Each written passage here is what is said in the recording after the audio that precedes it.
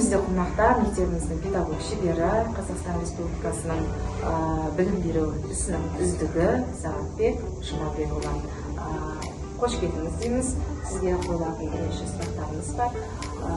Біріншісі, қазіргі заманда жастарға оқуға деген құштарлықты қалай ұйымдастыруға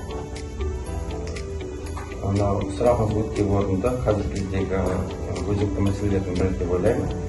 Адамның өзі рухани бай болу керек. Рухани бай болу үшін көптеген кітаптарды оқу керек.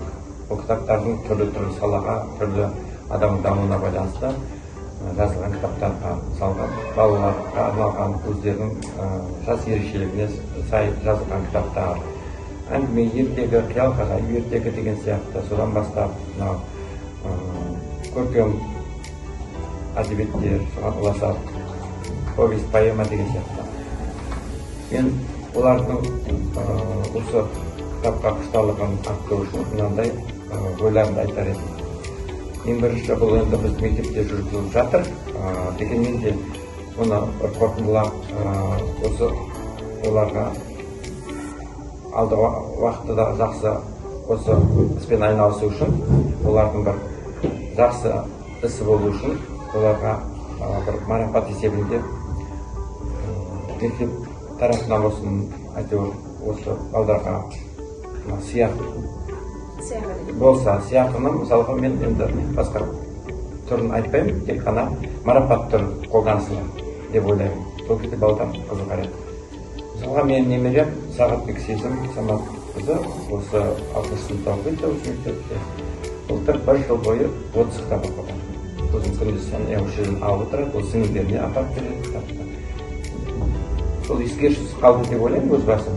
Сондықтан сондайлар шаралар ұйымдастырылса деп ойым. Екінші сұрақ, бұрынғы кеңес одағының тұсындағы оқуға деген құштарлық пен қазіргі уақыттағы құштарлықты қалай салыстырамыз?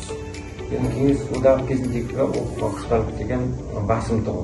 Неге десеңіз, мен сол кездің өкілімін ғой. Бізге мысалға әдебиет сабағынан марқұм болып кетті Мусипова Гүлсім деген апай сабақ берді. Сол Гүлсім апай әдебиет сабағының өзіне бізге қаншама кітаптарды оқуға мысалға кеңес береді. Сол кітаптарды оқып болғаннан кейін біз әдеби кеш ұйымдастыратын тұғымыз. Әдеби кеште сол кітаптарды талқылап, мысалы Сәбит Мұқановтың Ботагөз роман деген сияқты сондай көптеген кітаптарды оқып, сол бойынша біз кеш өткізетін тұғымыз. Қазіргі кезде ондай кештер аз өткізіліп жатқан сияқты. Және қазіргі кезде бір жағынан оқушыларға деген, оқырмандарға деген информация көп. Телефон, смартфон, телевизор, сондай нелерде көп, ақпарат көздер құралдар көп та. Ал кітаппен айналысу, кітапты оқу онша қазіргі заманда сирек деп ойлаймын. Бірақ біздің мектепте осы жақсы қолға алынып келді. Мен өзім кітапханаға, мектептің кітапханасына келіп те көп кітаптар алып, жазып оқып жүрмін. Өте белсенді мұғалімдердің бірісі және ата-анасы. Келесі сұрақ, біздің елдегі оқуға құштарлықты басқа шетел мемлекеттермен салыстырғанда қалай шешуге болады? Мен бір жерлерде оқыдым, мына шетелде көбінесе осы оларда стандарт сияқты мынандай меже бар екен. Мысалға қанша оқуға болады. Мектептің оқушыларынан бастап жоғары сыныптарға қандай кітаптар және оларда проекті бар, жоба. Осындай кітаптардың саны белгіленген және әдебиеттердің тізімдері бар. Соларды бізде де осы Қазақстанда қолға алып, сондай жоба ретінде қолмен айналысатын кісілер көп, соны қолға алса деп ойлаймын. Ол кезде нақтырақ болады, әрі нәтижелі болады деп ойлаймын. Сапаға жұмыс жасайды да. Соңғы сұрағымыз, жастарға кітап оқуға қандай кеңес бересіз? Және де соңғы оқыған кітабыңыз қандай?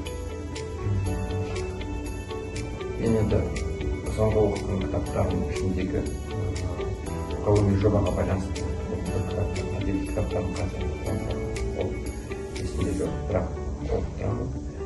Барлық менің кітаптарым осы ғылыми жобаға байланысты. Мен ғылыми жетекшісім, педагогика ғылымының докторы Шопан Бөрбаевна Құлманова. Мен кандидаттық жұмыс жазатын кезде маған 200 кітап тапсырған. Осы оқулықтарды оқысын. Оларды мен где-то 70 дайын оқыдым. Сосын былтырғы біздің шығарған бағдарламамызда домбыраға байланысты. Онда да домбыраға байланысты оқып кітаптарды бар. Әдеби кітап болсын. Арсен Сейдембектің кітаптары бар. Осы домбыраға арналған соларды оқыдым. Көптеген кітаптарды. Сөйтіп, осы домбыраға арналған бағдарлама жасаймыз. Сондай кітаптарды оқимын. Әсіресе ғылыми тақырыптағы кітаптар. Сондай кітаптарды оқимын. Көбінесе. Сондай кітаптарды, ғылыми тілдегі кітаптарды оқимыз.